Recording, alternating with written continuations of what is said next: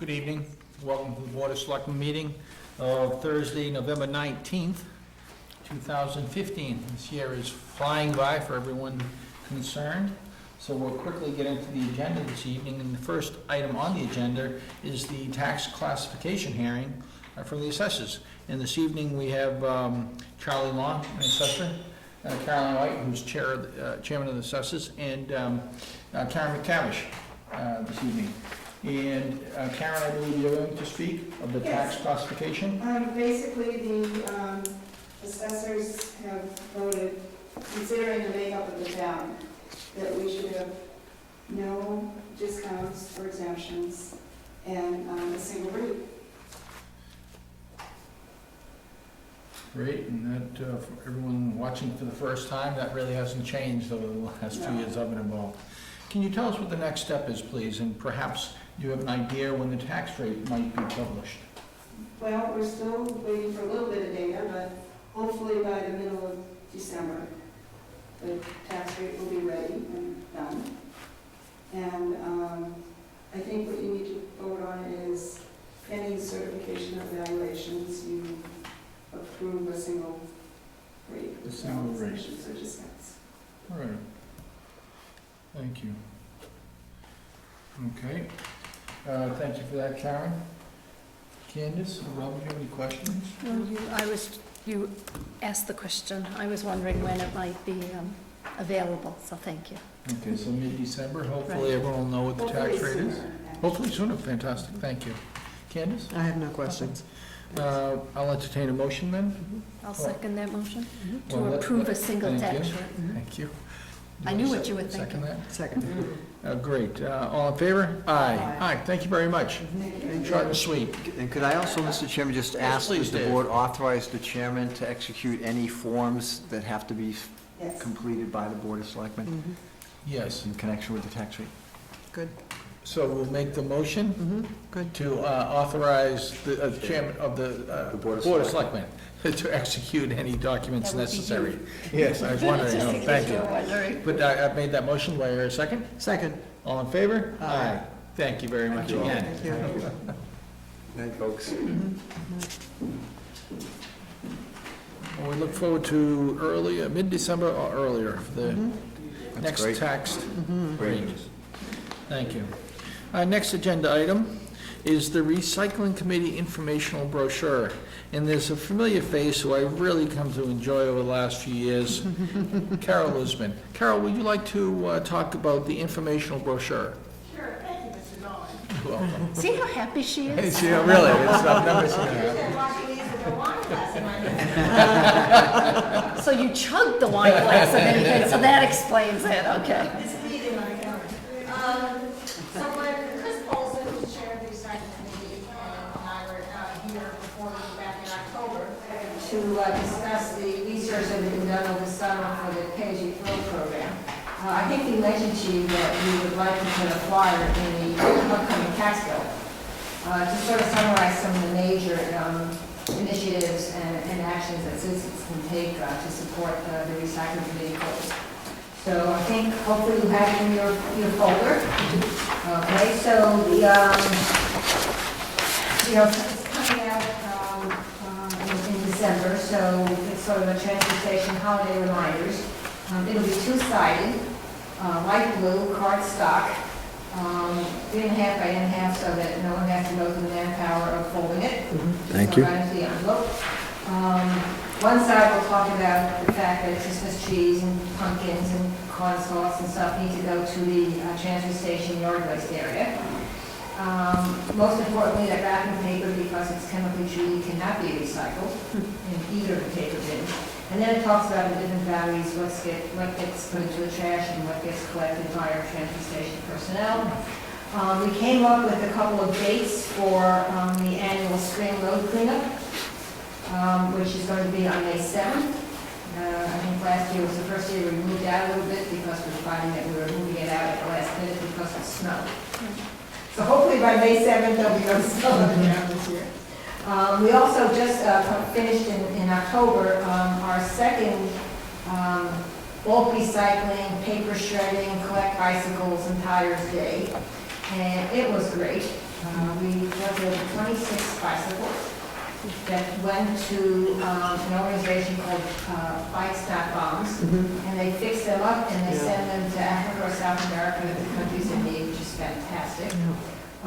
We had a gross number, I think, 13 tires.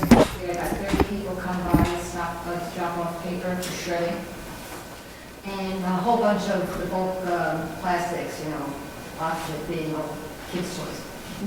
Some of which we then took and brought over to the Carroll Park later. Oh, excellent. But anyway, so such a success, we decided to do it semi-annually. So we picked the date of Saturday, June 4th. And JU's has been kind enough to offer to once again subsidize the shredding portion of the day, over country properties. And so that's what the flyer will say, and hopefully we'll get folks' attentions, we hope. And people start signing up for cleanup day, which is the major volunteer activity. And you forgot the most important item, feed the pigs. Oh, feed the pigs! How could I forget feed the pigs? First time I spoke with one. Feed the pigs. So the recycling committee has been working to really try to increase the number of households that are Feed the pigs. Feed the pigs. It's actually Board of Health program, the recycling committee seems to do most of the pushing for it. This is an opportunity for you to save your septic systems by not putting down food scraps. And all food scraps, even chicken bones, just go into a container. You can use an orange bucket from Home Depot or anything else you want. The pig man comes once a week up your driveway, empties the bin, sterilizes it all, feeds it to his pigs, and it's a win-win for everybody. I think at this point we have well over 350, in fact 400 households. Oh, that's involved. wonderful. It's been the focus of the recycling committee's booth at the Dover Days Fair twice now, with piglets there and chickens and stuff. So very easy to do. Just call Board of Health, tell them that you're interested, and that's it. It's free, no charge, and it saves taxpayers money because you're not putting that kind of weight into the transfer station. Very nice, thank you, Carol. And 3.5 tons a week. 3.5 That's- So, That's so, how the recycling committee is like. so 350 households, is that a big increase from where it was? I think we've been adding maybe 15, 20, 25. Yes, and now that we're publicizing it, Yeah. I think there'll be more and more. Excellent. But it's And- amazing how much food waste weighs when you think about that, like 3.5 tons. Right. Well, I remember when we signed up at our home, I was amazed at how much food waste we had. And a lot of it gets put into the, unfortunately, into the trash. So that accounts for quite a bit of weight. If you look in the countrywide, it makes up a lot of the waste tonnage. So we have a trash compactor, and once a month, whether we need to or not, because it doesn't smell so good, we have to change the bag. Well, we've gone off track a little from the agenda, but thank you. Well, we're excited about Feed the Pigs. And you're still behind schedule, so That's you're true. good. Now, I take it this is a Board of Selectmen approval necessary to include this in the tax bill. And I always like to include the necessary parties, so the town clerk's been talked to, and, Jerry Lane's been talked to, and work the dates to make sure he gets them on time. great, thank you, Carol, for that. Well, I think it's a great insert, and I support everything you're trying to do, so thank you very much for that. I don't have any comments other than I support this. Candace?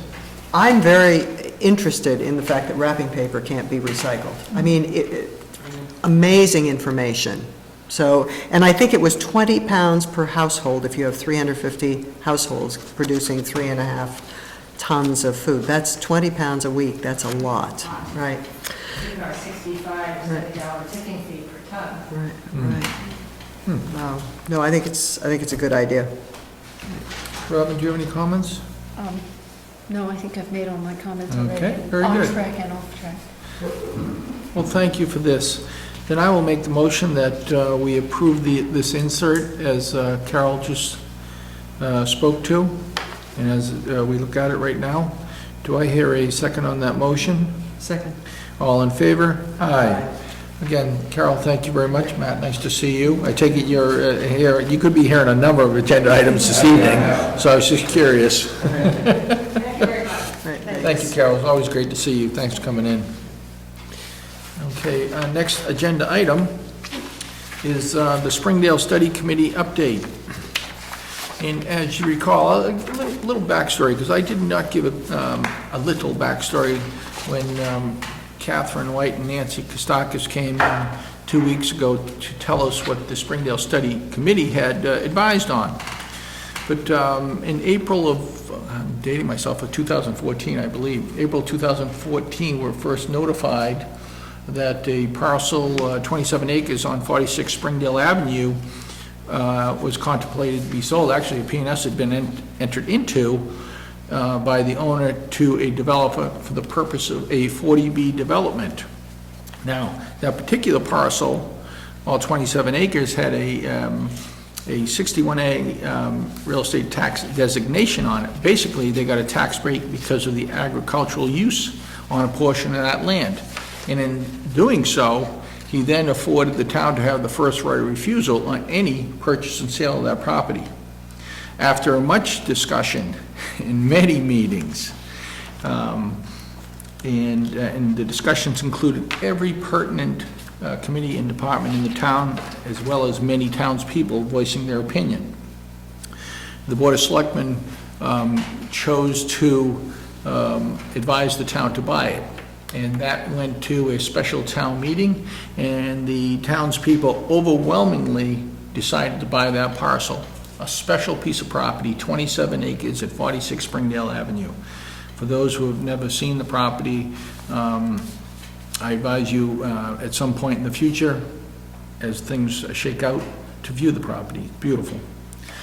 In doing so, once the town approved the selectmen to enter into purchase and sale, we transacted that and we put a bond anticipation note on it, which is a short-term ban. And we financed it that way only after the town overwhelmingly agreed that we should finance it and purchase it through a town election. So now we've had two town-wide votes, one through town meeting, one through the town election, overwhelmingly saying, you're doing the right thing, buy it. The interest rates were low, we felt it's a good price, go for it, and we did that. At the time, the Board of Selectmen, once we got all the approvals, we decided to create the Springdale Study Committee, which is a committee, I believe, ended up being 12 or 13 people. Correct me if I'm wrong, if it's that high. Yes, Matt? Committee. 8? Okay. I think we interviewed 20, so that, I'm confused by the numbers, so bear with me. And it was a wide range of people from the town, many professionals in different areas, some pertinent to real estate, some not. But it was a great committee. And they worked hard since last, basically winter through 2 weeks ago, and looking under every single rock on what to do with that property. Really, they worked hard, and I wish every single committee and every single townsperson would volunteer with the energy level this crowd gave. So, cutting that long story short, last week, again, it was Nancy Kostakis and Catherine White, who was the chair of the Springdale Study Committee. They came in and they did a wonderful presentation to us about the things they've looked at. Affordable housing, recreation use, open space, you name it. They looked at everything. The COA usage, senior housing, senior centers. And they came back with a multi-step proposal. And if I may, I want to go through them. While not long in tooth, I will try to be short. And one of the things they proposed to create access to open space for passive recreational use. I think we're all in agreement that's a great idea. Okay? Now, one of the other steps in the proposal was to revive the Dover Housing Partnership Committee to develop a housing plan. and conduct a comprehensive town-wide education campaign. And I think that's a good idea. Candace, I think you had an idea about this one. I think it'd be wonderful if long-range planning could take on that responsibility. I think Nancy brought up such a very valuable point that the town of Dover, in not having enough affordable housing, is quite vulnerable to, if not this parcel, other parcels coming on the market where in fact we in Dover may not be able to make the purchase. We may not be able to block it. And so long-term, what Dover needs to do about affordable housing is a part of a very large question, not only economically but philosophically in town. And I do think that long-range planning, the committee is in an excellent position to look at this project and look at it from all angles and make some recommendations and share the education with the rest of the townspeople. It can go on the web, it can come before us, it can be shared in a variety of ways, but I would like to ask long-range planning to take that responsibility. I think that's a wonderful suggestion, Candace. Thank you. And we can take that up at a different meeting in long-range planning. Maybe we'll call them in and we'll talk to them, about that. You know, I just have one comment to make on that. I think what's really important is to understand the need and demand for affordable housing and the definition of affordable housing. Because I sat through a few of those meetings, and I think there's a little bit of a disconnect between affordable housing and moderately priced housing. So I think it's important for us to understand that as a town. But again, it should be studied, and maybe the long-range planning committee is the right thing. Excellent. Thank you for that, Candace. Thanks, Robin. Another aspect of the proposal, there were 2 bullets, but they both had to renting the existing facility and preparing the existing facility for rental. And I know, Robin, you did some study on the legality of that. Can you speak to that, please? I certainly can. Well, I had raised concerns about the feasibility of being able to not have a permanent solution for the land and the ability to bond that. Just as you recall right now, in order for us to rent the property, the front property, we actually have 2 separate bans in place. One is tax exempt and the other is taxable. And the taxable portion is for the 3-acre parcel in which the house is housed on. And and that again, it's higher. There are higher interest rates associated with that parcel.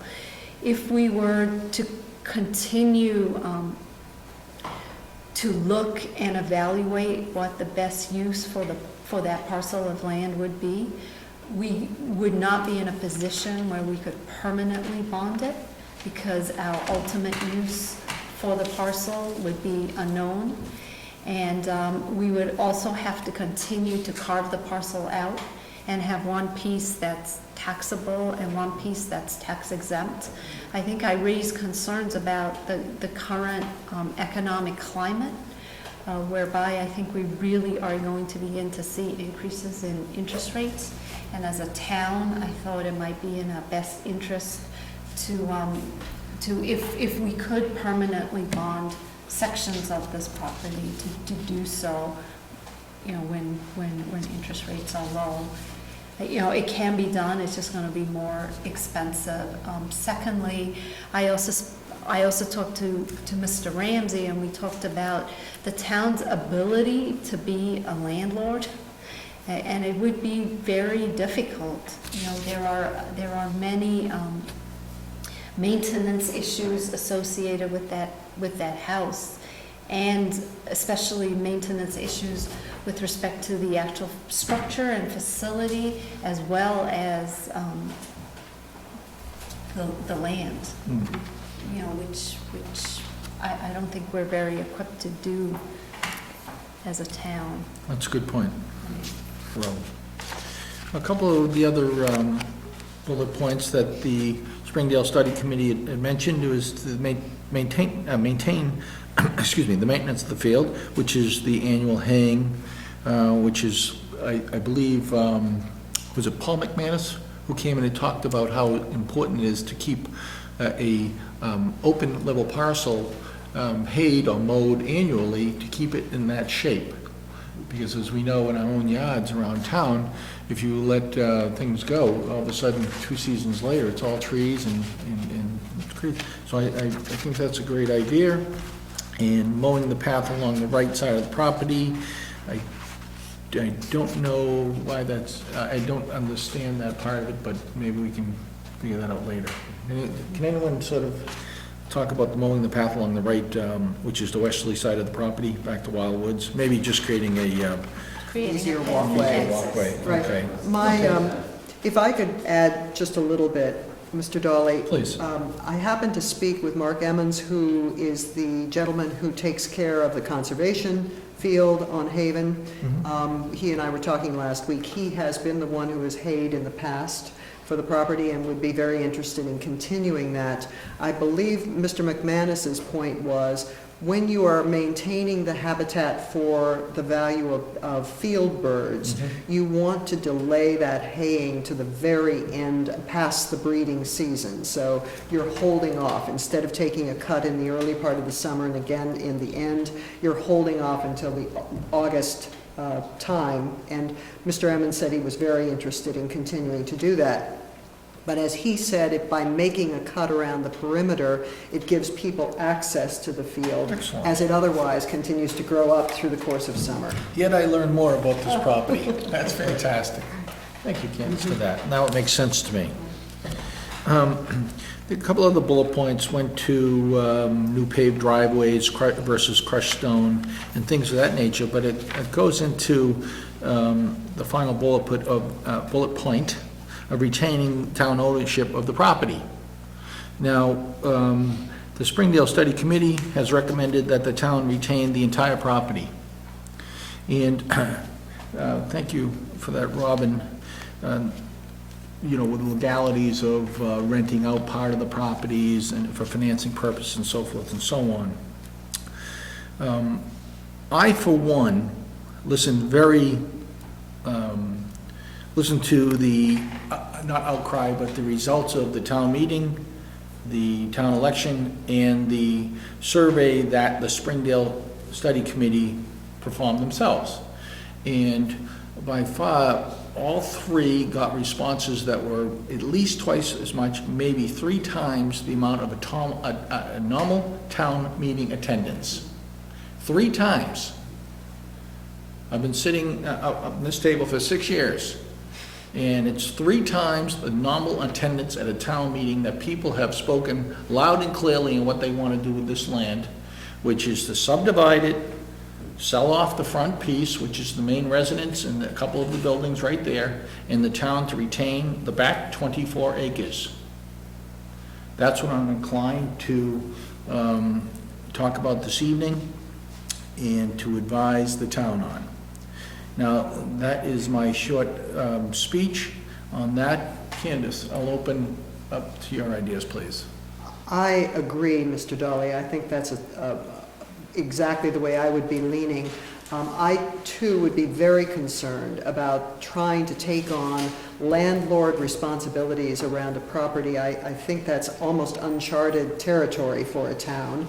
That would worry me, but it is certainly a beautiful piece of property, and someone would benefit greatly by being able to purchase the home and the buildings, knowing that the town's leaning is to protect the back property as it is. It's a win-win all the way around. So I, too, would be very much in favor of splitting off the front, selling the front, and maintaining those fields as they are and taking care of them.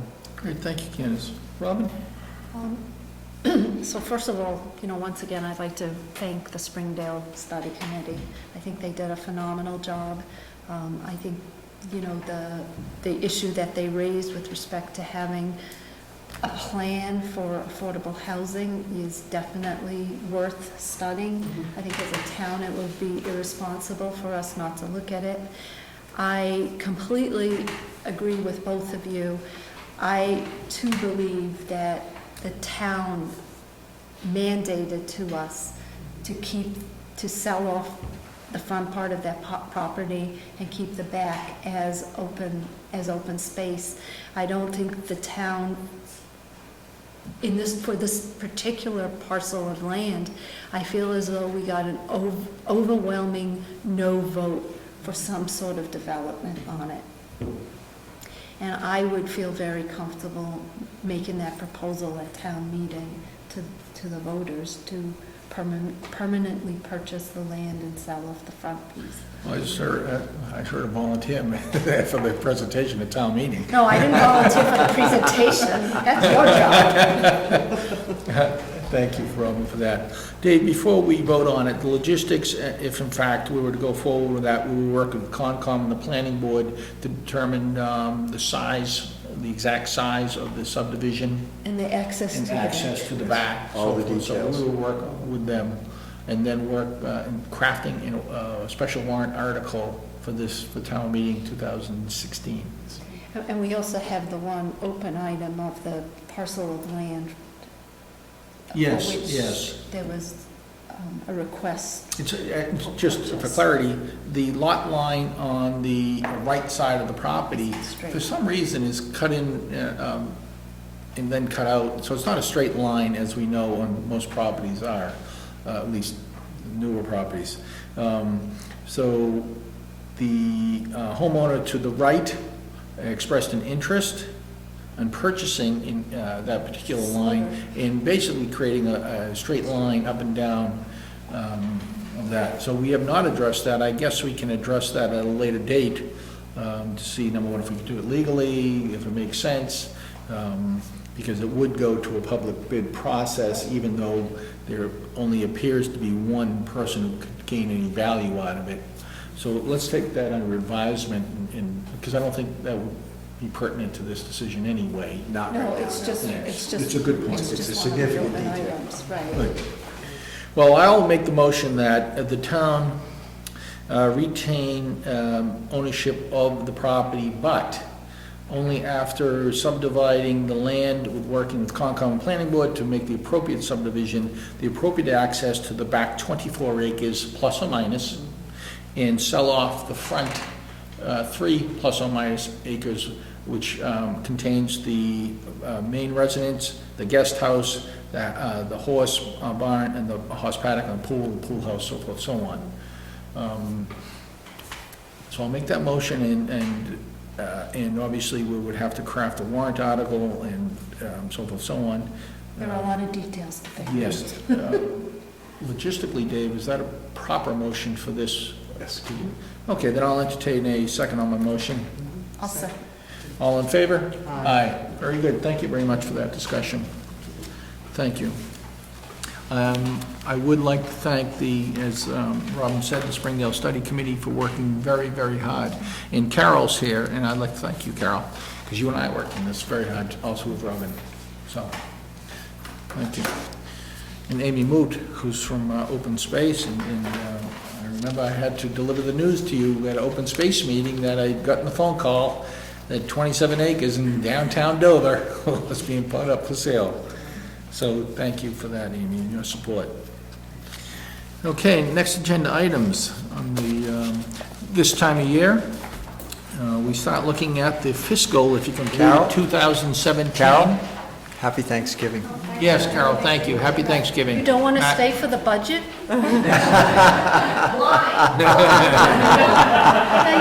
That's no excuse. We're back from our commercial break, thank you. Excuse me, Mr. Chair. Again, this time of year, we start reviewing the Selectmen's operating budgets for, I can't believe I'm going to say it, but for the fiscal 2017 budget. And this is our first meeting in the review of those, and who's going to speak of that? I can. Please, Greer. I'll just pass out the highlights for this evening. All 40-some-odd budgets have been prepared, Selectmen's budgets. For your review, we put books together to give you an opportunity to take those home and review and digest them, and come back at the next meeting with all of your questions. The department heads and the boards prepared them in coordination with Mr. Ramsey, who has reviewed them all. The budgets all reflect the 2.2% general increase, and also collective bargaining agreement, salaries, the step increment plan for non-classified, non-union employees, and all contracts in place with the town.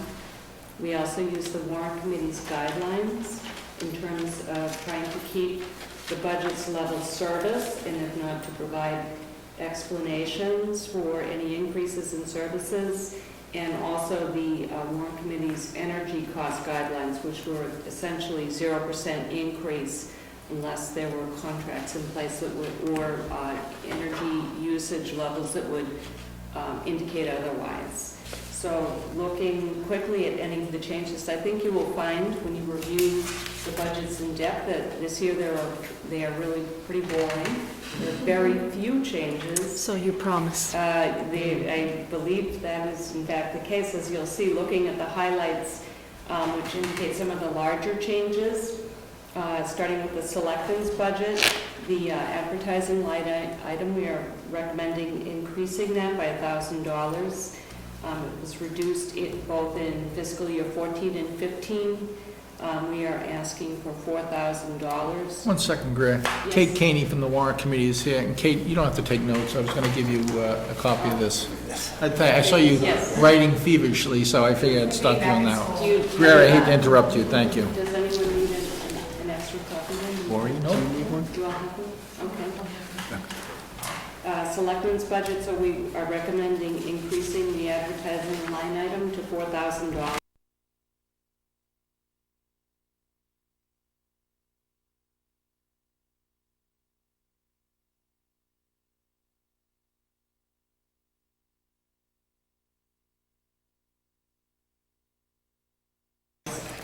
Thus far this year, we have spent almost $5,000 in that line item. I see that for job advertising. We've had five job postings recently, which is really unusual. Right. We have a very satisfied workforce here in Dover. People tend to stay. However, we also have an aging workforce. So there are some positions that became available this year. In the town accountant's budget, we are again putting in an additional 4 weeks of transitional salary for the town accountant in anticipation of Carol Weidman, the town accountant's retirement in June of fiscal year 17. We're hoping to convince her, as we did this year, to stay on beyond that, but there are no guarantees she will. However, she has agreed to stay until then. And also, we put in a $1,000 increase for the Melanson Heath audit services per our 3-year agreement with that firm for the annual audit. In the treasurer collector's budget, we have reduced the professional services line item by $1,000 based on experience. It's primarily the ambulance, billing, and tax title. For the town buildings, there are no increases in the Carroll Community Center, Townhouse, or Whiting Road energy costs. They're all level funded, except for a change in the Community Center telephone line item, which has been cut by $300. Is that based on the utility for Whiting and you just mentioned? Is that based on the Warrant Committee's recommendation for level? It is, Yep. Mr. Dodd. Thank you. Yes. In the building maintenance budget, we have added a line item this year for the, taking into account the acquisition of 46 Springdale Ave. $3,000 had been put in that new line item for the general maintenance and utility costs associated with that property. In the building inspector, In fiscal year 15, the selectmen approved an increase in the inspector's hours, the building inspector's hours to full-time, based on increased inspectional services demands and also the need for administrative support. Walter Avalone, our building inspector, has also taken on some more leadership, senior management roles.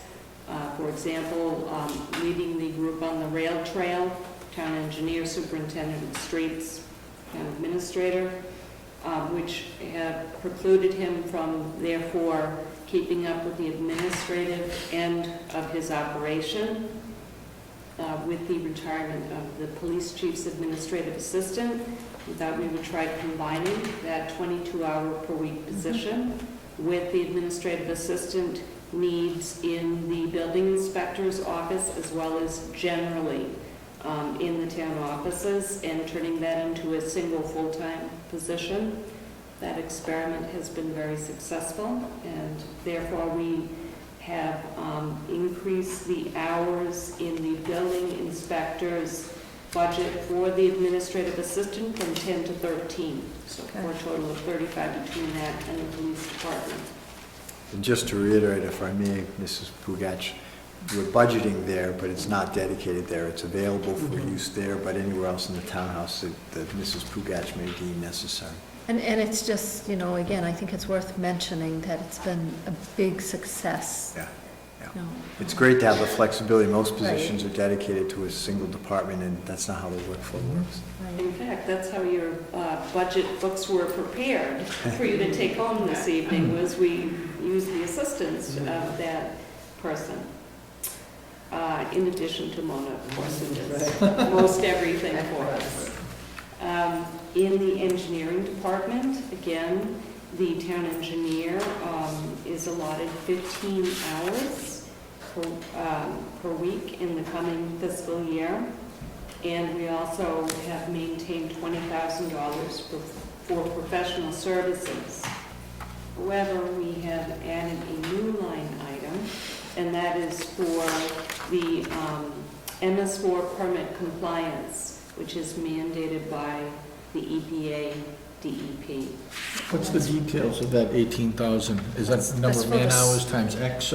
It's an estimate to actually physically inspect and identify all of our outfalls to Right. the water bodies, and to prepare the update of the administrative report that's required annually. How would those be inspected, third party or in-house? Third party. Okay. Yeah. Okay, so this is the first year of the mandate by the EPA, DEP? It's the first year of the MS4 permit. This is Okay. a new iteration. We've had an MS permit for years. They've been modifying it and modifying it and modifying it, and now we anticipate that the requirements reflected in this budget will be in place next year. So that's for the stormwater. Stormwater. drainage, right? Stormwater management. Rain regulation, I call it. Yeah, okay. So there are $18,000 in that line item. At some point, we should be, I'd like to get up to speed on the mandate there, only because, say, it doesn't pass inspection, what happens? Well, the biggest concern is potential testing requirements at the outfall. So you have to identify everything that goes into water bodies. And the details of the permit itself have not been finalized. Initially, in one iteration of the permit, it was going to require every community, including Dover, to wet tests simultaneously all of its outfalls. So what that would have meant for Dover, there's an estimated 58 relevant outfall discharge points. We would have to hire Tater and Howard or some other qualified firm to hang around for the first rainstorm, have them go out and test all 58 in the same rainstorm, and then send them out to a lab. For a place like the city of Boston or Worcester, it might be 58,000 of those. And one of the contemplated concerns was, if it doesn't rain, you've hired all these people to test and it didn't rain, you have to pay them anyway. So this was many millions of dollars. So EPA was faced with that political pressure and the costs. I think there was one 3-town district, 3 towns, not the city of Boston, 3 towns, they were estimating like $58 million to comply with this. So they backed off and they're reformulating, and so we don't have the details as to what actually would be required. We have Tater and Howard saying, we believe you will definitely have to physically inventory and inspect these outfalls no matter what else happens. So we're taking that step. Stay tuned. That's interesting. So they're asking the town to inspect something, but they're not giving you the criteria on. Yet. Right, yet. In fact, you might have seen in the most recent Beacon, either, I think it was November, the executive director's report in the MMA Beacon, Jeff Beckwith, he characterized this stormwater regulation as perhaps the most expensive municipal mandate in the history of our country. And if you think about water supply, and you think about landfills, and you think about other types of pollution, that's saying something. Mhm. The good news is we're rural, so we're going to be relatively insulated, but the urban areas, the true urban areas, are going to be hit hard by the expenses of compliance. And if they're actual tests, they're lab tests, they're not reports. Correct. Wow. They're actually sampling, shipping to Wow. labs, and then God knows what happens if you have results that they don't like. Right, Well, I right. think you have to have a stormwater treatment plant. So, In some cases, that's So- going to be, right, because I required. know the office park I was in, they actually dug up the parking lot Mhm. to put in these Storm huge drains.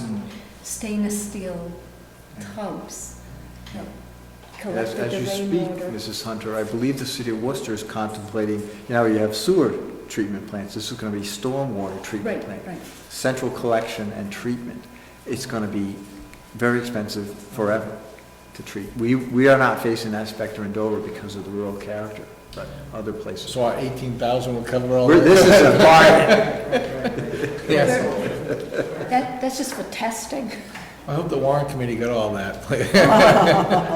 Thank you, Dave, for that. Very insightful. Greer, I interrupted your presentation, I'm sorry. It's interesting and it's new, and it's a big topic out there, so, yeah. In the veterans budget, that is normally $1,000 for the veterans agent salary and $1,000 for expenses. However, we actually have a medical claim at this time. It's the first one that we can recall.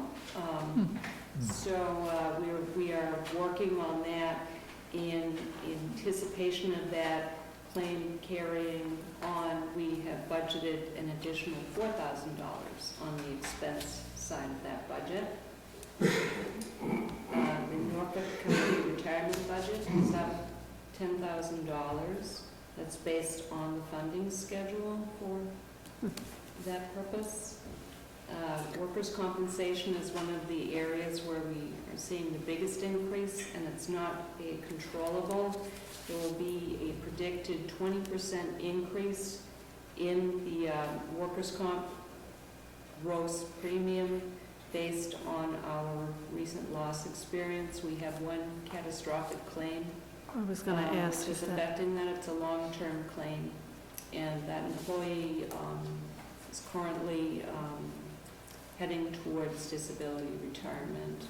He's injured on the job and will not be returning to work. And in the group health insurance budget, finally, there's a 12% increase in group health, and that is based on a recommendation, a preliminary forecast made by West Suburban Health Group. That will be adjusted if necessary. GASB 45 liability line item is slightly down from last year based on that funding schedule.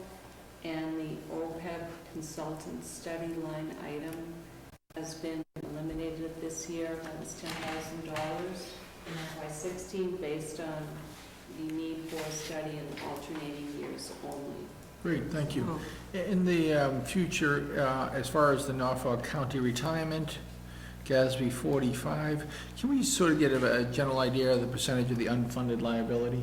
I know we've talked about that in the Yep. past, but that'd be good to let the townspeople and the warrant committee, I know, will ask for that anyway.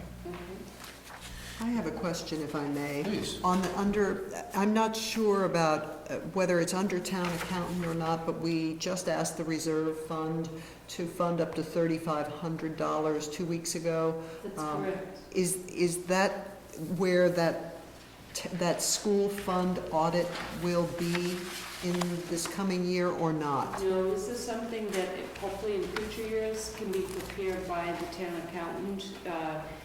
This year in the state of Massachusetts, we are all required to be looking specifically at, it was school.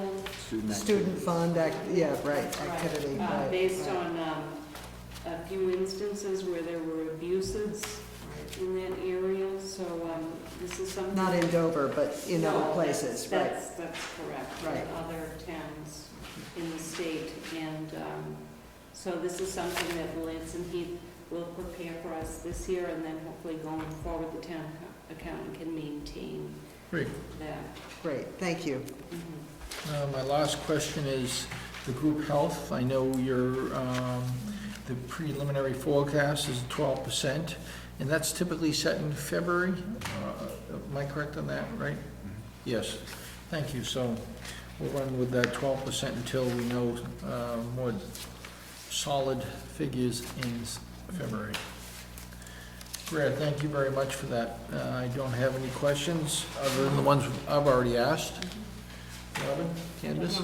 Thank you. Great, again, thank you very much. And unfortunately, this will be an agenda item for a while, reviewing budgets.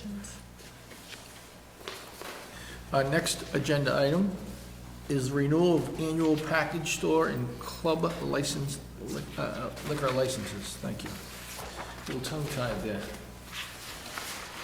Okay, the first There are two one, of them. right? The first one is the club license from the the George B. Preston Post 209, commonly referred to as the Liege of the American Legion. Okay, they have the copy of the application, renewal application, insurance certificate, the renewal fee, good, and copies of the policy declarations of the liquor liability. Excellent. I've always enjoyed when the chief looks at these and gives us his initial thoughts. I don't see anything like that on here. Dave, can you speak to the chief's opinion on this liquor license? Chief McGowan has no concerns. He said that there's nothing of concern for either license holder in 2016. Good news, thank you for that. Well, in so much as the town, quite honestly, offers a couple of things to the townspeople as far as social enjoyment. The Liege, as it's commonly referred to, is a great little spot for everyone. And thank you to the George B. Preston Post 209 for doing a good job over there. That being said, I'll make the motion that we approve the renewal application for the George B. Preston Post 209 American Legion. I'll second that. You'll second that, very good. Do I hear any concerns, Candace? None. All in favor? Aye. Very good, thank you very much. Second, I guess do I sign those? Mona? You'll sign Okay, them. we all sign them, thank you, here it is. Oh, coupons, excellent. Is this the same? How many copies do we sign? No, this is the next one. That's for Higgins, and that is for the A. Okay.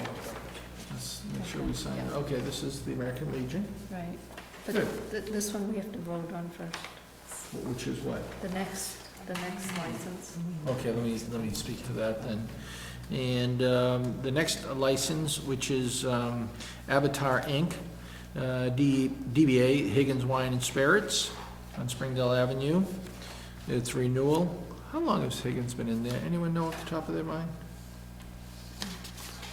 Any thoughts on how long Higgins? They were been here there? when I got here. Yeah. Okay. Now, again, I'll ask the question if there's any police concerns in this particular establishment. There are none, Mr. Bell. Good to hear that. Thank you. I think I've driven by this place once or twice, so I know where it is. Driven by or stopped in? That being said, thank you, Higgins, for delivering that benefit for the town.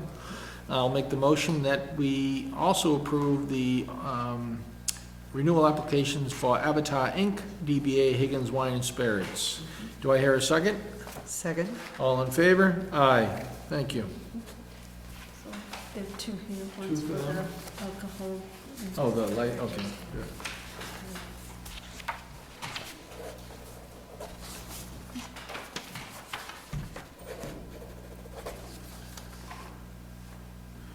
Oh, I see.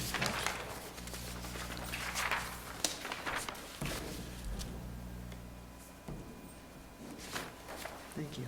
Thank you, Candace. Thank you, Robin. As we try to get back on track, Oh, you are way off. my next agenda item is to set the opening and closing dates for the May 2016 annual town meeting warrant.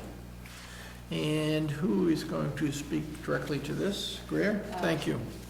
Yes, Mr. Dolly, as per the fiscal year calendar, which the board voted on earlier this fall, and in keeping with our standard practices in past years, the warrant is open for about two months. And according to the calendar, it would be open starting this evening and closed on January 15th, 2016. January 15th. What were the dates last year? Greer, do you recall off the top of your I head? believe it was the 14th of January last year, Mr. Dolly. Yeah, I think you were right. David was open. Very good. So I guess we vote to approve those dates as suggested by Guerrero. November 19th, which is this evening, the 2016 annual town meeting warrant will open and will close at the end of the business day, January 15th, 2016. So I encourage all those who want to bring forth a special warrant article, and I know the warrant committee wants to see a lot of them this year. That'd be fantastic. So I made the motion. Do I hear a second? Second. All in favor? Aye. Thank you. Next agenda item is the vote, to vote on the early closings on Christmas and New Year's Eves. And Greer, I imagine you can speak to this also. Thank you. Yes, I Busy can. night for This Greer. is one of my favorites. We The asked- American Legion was mine. So it worked well. And now we know it's the Leech, for those that don't know. We ask the board each year to consider closing at noontime on Christmas Eve, to closing the townhouse to allow employees to get a start on that holiday. On Many Christmas shopping? travels, That's right, Christmas shopping. I believe 25% of all people wait until Christmas Eve to shop. And I'm in the majority. also, on New Year's Eve, we ask the board's permission to close at 3 p.m. That would be the 31st at 3 p.m. What days of the week are those this year? Thursdays. Both Thursday, thank you. That's convenient. Why the New Year's Eve, 3 p.m.? I remember I asked in the past, I forgot the answer. The board has always agreed to close it at 3 o'clock. Get a jump on that holiday. No, I know, but why not Get to noon? Higgins or- Why not, yeah, why not noontime? I believe that was taken under consideration a year or two ago, and the board decided to stick with 3 o'clock. Why? How much business on New Year's Eve after noontime do you get? Very little. I think we should just close it. That's what I'm leaning toward. I remember we discussed it a couple of years ago, and I was in favor of the noontime at the time, at that time. I don't recall the opposition to it. It was just maybe table it for now. But I agree with Robin. Candace, do you have a thought on this? Well, it is very close to the shortest day of the entire year. Meaning it's dark by 4 o'clock, by is. 4:45. I agree. I think it should be noon. You know, She has a good reason. I just thought it might be good. Candace gave a legitimate reason. if I may take a page from John Smith, the headmaster of the high school, they're not allowing any students to have homework, any teacher to send homework over the Thanksgiving holiday session. He wants that to be a time for families. And I was at a conference, my son is at the high school, and I thought, boy, that's a great idea. And in that spirit, let's No homework? yeah, that's it, don't take it for, but in that spirit of, you know, creating a family value here, let's bring it back to noontime on New Year's Eve also. I think so too. Please. I agree. Yes. Okay, so we'll vote to close on Christmas Eve and New Year's Eve at noontime, both days. I will second that. All in favor? Aye. Thank you for that. Very much to the board. The employees will thank you for that. You know, I believe if I recall, we talked about how much work is done in that 3-hour period, really 2-hour period, because of lunches and all that good stuff. Yes. So, good, I'm glad we talked about it. And I'm all for creating a better, if not the best work environment that we can. Work-life balance? I think that's a great idea. Yeah. I'm glad you brought that up. Well, thank you, it's, you know, it's one of the things I've been really thinking about. Okay, that's excellent, good. Next agenda item is the approval of special licenses. Mona, again, thank you for this summary, it helps a lot, quite honestly. We have 3 this evening, all 3 in December, and I will tell you what they are, then we'll vote as one for the 3. On December 1st is a gathering at the Mass Horticultural Society. On December 12th, the Festival of Trees at Elm Bank. And December 17th, there's a board member event at Elm Bank. The chief has signed all 3, excellent. So I will make the motion that we approve the 3 special licenses as read. Second. All in favor? Aye. Thank you.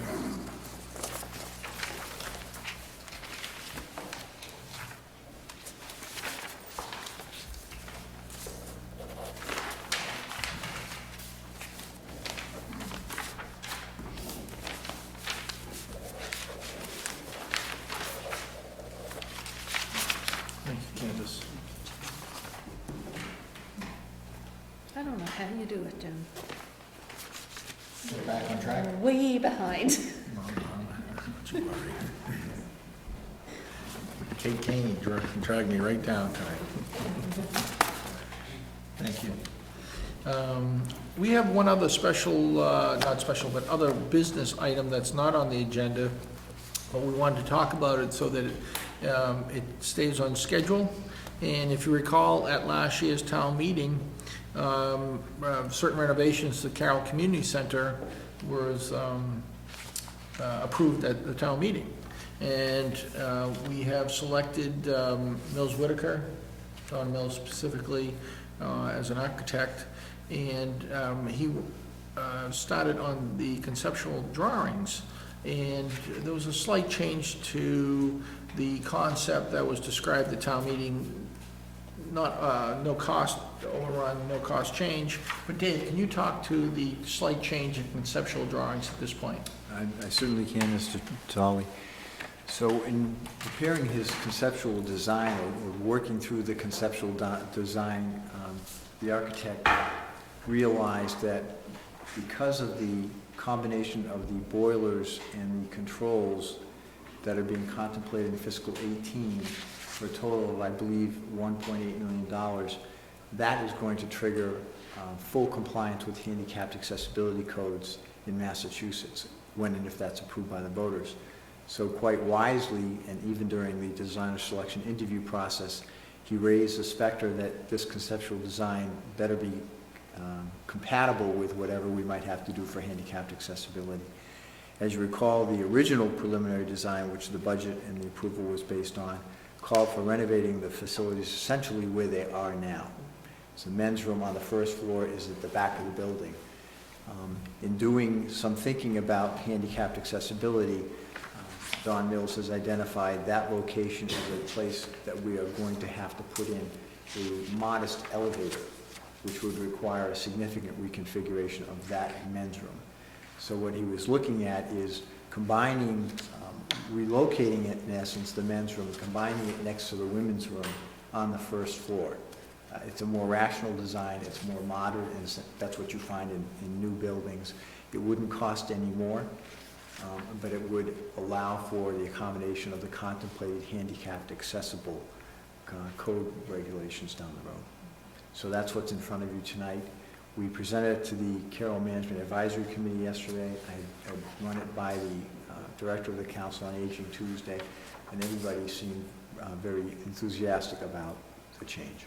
And to the point, Carol, the advisory group, they approved this conceptual change. Conceptual change, thank you. So that should be noted also. I was at that meeting. I heard the presentation from Don Mills. It made very clear sense in what the appropriate action should be taken in the event that we do upgrade the HVAC systems and control systems in the next few years, which would then again trigger the handicap accessibility issues in the building. And so I thank you, Don, for that. Thanks, Dave, for that explanation. Robin or Candace, do you have thoughts on this? No, I think it's an excellent idea. I appreciate having restrooms close in proximity. I think it makes it much simpler for people. Right. Robin? No, I just commend the architect and everybody involved for thinking. Forward thinking. Forward thinking. Yeah. Very good. So, Dave, you're asking us to approve the conceptual drawings as presented? Yes. Good. Then I'll make the motion that we approve the Carroll Community Center conceptual drawings for the renovations contemplated through the approval of town meeting last town meeting, May of 2015. Do I hear a second on that? Second. All in favor? Aye. Very good. Thank you very much. We don't have to sign anything, Dave, or anything like that. Good. And again, the reason we took that vote on conceptual drawings this evening is to keep everything on schedule. And within the budget as contemplated, which is very important to the Board of Selectmen. Let's go on to the next agenda item, which is citizens' comments. And typically I open it up to all the citizens sitting in the room. But let me first state that I want to thank Craig Hughes in the Highway Department and Chief McGowan in the Police Department for expediting the repairs to the Center Street Bridge. I use that at least twice a day, and it was seamless as far as detour. The marketing of the repairs was great, and Needham, I know, cooperated with that also on that side. So thank you, Craig, and the Highway Department, and Chief McGowan and the Police Department. I would like to thank Mr. Ramsey for sending out that email, letting us know that Which is the a good bridge point. had reopened before everybody else knew. You were ahead of ways. It was the That's very best funny. commute home ever. Well, and I think the paint job makes it look wonderful. I didn't even notice that. No, I did. I actually look at the paint job. It's usually painted halfway, and guess which half is painted every year? It's beautiful. But again, thank you for that. That is my citizen's comment. I'll open the floor to anyone else. Kate? And at this time. Very good, thank you. Then I'll entertain a motion for adjournment. I'll second that motion. Do we have to do the minutes or not? Oh, thank you. We have minutes in our package. Mona, thank you for those. It was a late inclusion. I have not had an opportunity to read them, Me neither. unfortunately, and since the Springdale Study Committee update was in here, and the proposed donation, I thought I'd want to spend a little time making sure that they're correct before we approve them. I think that's a great idea. I just wanted to be sure we didn't forget. I That's appreciate great. that, thank you, because it was in our packet. That being said, that I'll make the motion for adjournment at 7:30. My second still stands. All in favor? Aye. Aye. Thank you and good night.